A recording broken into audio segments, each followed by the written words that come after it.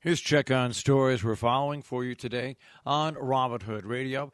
National Weather Service continues its winter storm warning for our entire tri-state region. That winter storm warning is in effect until 7 p.m. tonight, with heavy mixed precipitation, total snow and sleet accumulations anywhere from 5 to 10 inches. The further north you go, the higher the accumulation. We'll check in with Pat Pagano and get the details on our tri-state forecast in just a few moments. Canaan firefighters battled a house fire last night at 123 Lower Road. Fire companies from at least 3 departments responded to that blaze, which erupted early yesterday evening. The fire was between the walls and spreading through the upstairs room. No other details were available from reports last night.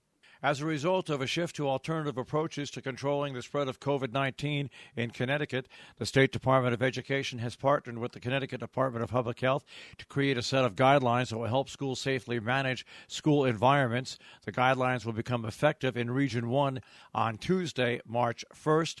As they have done in the past, Region 1 administrators and nurses are working together with the Region 1 medical advisor, creating a Region 1 document entitled Changes to School COVID-19 Safety Practices as a reference tool for staff, parents, caregivers, and students. The document aligns with the Department of Public Health guidance and includes the following significant changes to COVID-19 mitigation practices. While continuing to be recommending face masks and coverings will no longer be required while students and staff are in school and are participating in athletic or other extracurricular activities. Note that the staff will not be monitoring students who are sent to school with masks.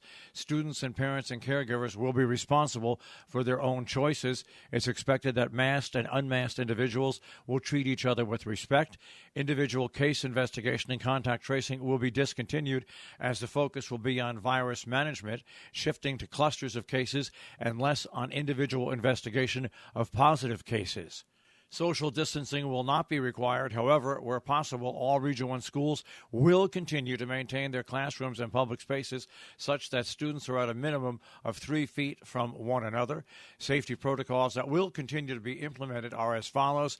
Per federal health and safety guidelines, all students and adults must continue to wear masks, face coverings on the school bus.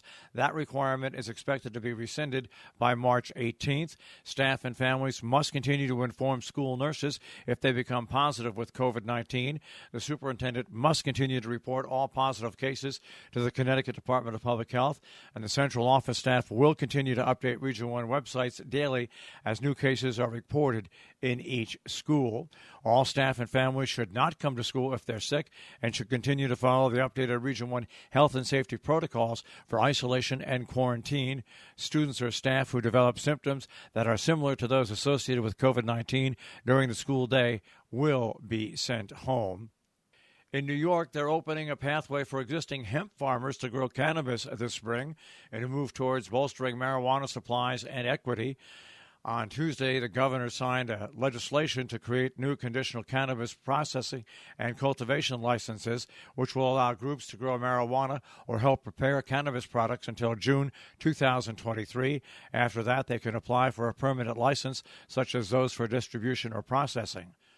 The legislation is an important step in ensuring adequate supplies of cannabis for adult use market while prioritizing New York farmers, supporting social and economic equity membership programs, and encouraging environmental sustainable agriculture. That from Senator Liz Krueger, a co-sponsor of the bill. She said that in a statement from the governor's office. In Sandersfield, Massachusetts, they'll vote on pot sales, some financial housekeeping, and a new dump truck with a plow. A 3% tax on gross cannabis sales, some financial housekeeping, and the purchase of a new plow truck are up for a vote during the special town meeting on Saturday, 10 a.m.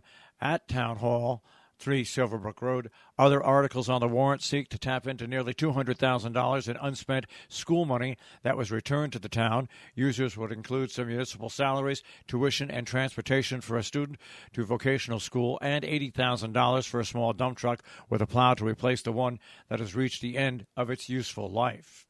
Well, in Great Barrington, their only laundromat is closing on Tuesday. Karen Fowle, owner of Clean All Over Laundromat, said her landlord, Big Y Foods, is pulling what she called, quote, a power grab, end quote.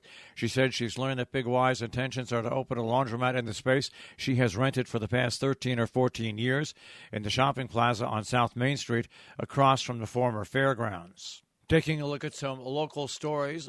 The COVID vaccination clinic at Housatonic Valley Regional High School for today has been canceled. Now, the Junior Nationals going on at Satre Hill and also at Mohawk Mountain. The schedule for Saturday, Nordic combined and special jumping events at Satre Hill. 9 a.m. competition begins at Satre Hill. At 10 a.m. the first round at Satre Hill. At 11 o'clock the second round, immediately following a podium ceremony at the bottom of the jumps at Satre Hill. The Nordic combined team sprint 2 times 5 kilometers at the Mohawk ski area. 3:30 cross-country relay races at Mohawk Mountain, immediately following podium and ceremony and Immediately following podium ceremony and photos at the Mohawk ski area. At 6:30, an awards banquet at the White Hart Inn. At 8:30, the closing ceremonies will happen at the White Hart Inn lawn.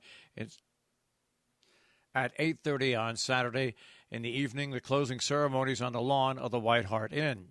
Meanwhile, winter weekend in Norfolk will continue full steam. It'll happen on Saturday and Sunday. Schedule and information on all the activities at weekendinnorfolk.org. And coming up on Sunday, the 40th anniversary of the Student Open Recital will take place at 3 p.m. in the meeting room of the Salisbury Congregational Church. After taking a year off due to the pandemic, they will have the full concert. You'll have to wear masks, and also, instead of having a reception at the end, there'll be boxed up cupcakes for people to take home. Our business brief is underwritten by Morgan's at the Interlaken, interlakenin.com. You'll find them on Facebook and Instagram. They have a tapas menu. Also, they have specials every week, interlakenin.com. And Salisbury Bank, salisburybank.com. The Dow Jones Industrial Average will open up today at 33,223.83. The Nasdaq at 13,473.59. And the S&P 500 at 4288.70. We'll take a look at that forecast from Pat Pagano in just a few minutes, and we'll also have a look at our local tri-state area cancellations and storm announcements in just a few minutes as well.